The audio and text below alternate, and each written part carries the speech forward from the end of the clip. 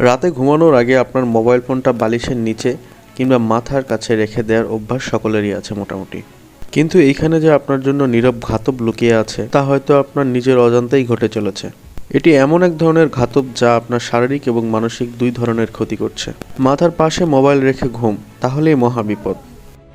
বলছেন বিশেষজ্ঞরা, ঘুমানোর সময় মাথার কাছে ফোন রাখলে তা মানুষের মস্তিষ্কের উপর প্রভাব ফেলে। মোবাইলের রেডিয়েশনের ফলে ব্রেন টিউমার তো বটেই, হতে পারে ব্রেন ক্যান্সারও।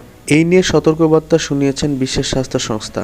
মোবাইল ফোন থেকে বেরিয়ে আসা এক ধরনের ইলেকট্রোম্যাগনেটিক রেডিয়েশন, এই রেডিয়েশন অতিমাত্রায় প্রবেশ করলে মাথায় ব্রেন টিউমার এবং ব্রেন ক্যান্সারের মতো মারাত্মক ব্যাধি হতে পারে। বিশেষ করে শিশুদের ক্ষেত্রে এই সম্ভাবনা অনেক গুণ বেশি, কারণ তাদের মাথার স্কিন বড়দের তুলনায় অনেক পাতলা হয়। ফলে রেডিয়েশনের প্রভাব তাদের মাথায় বেশি পড়ে। এছাড়াও ঘুমকে গভীর করার জন্য শরীর থেকে মেলাটোনিন নামক এক প্রকার হরমোন বের হয়।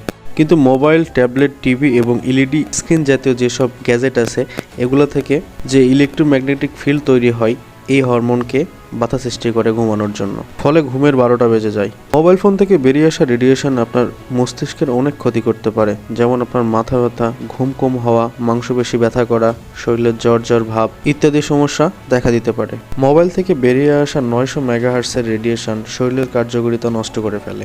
International agency research of cancer ইতিমধ্যেই প্রকাশ করে যে মোবাইল ফোনের মতো যেগুলো গ্যাজেট আছে, এগুলা থেকে ক্যান্সারের মতো বিপজ্জনক, মরণ ব্যাধির মতো আরও অনেক রোগ সৃষ্টি করতে পারে শরীরে।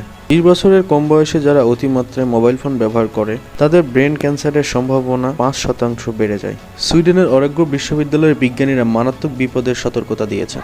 তাদের দাবি, 3rd জেনারেশন অর্থাৎ 3G ফোনে আরও উচ্চমাত্রার ফ্রিকোয়েন্সি ব্যবহার করা হয়েছে, যা শরীরের পক্ষে 2G ফোনের থেকে অনেক বেশি ক্ষতিকারক।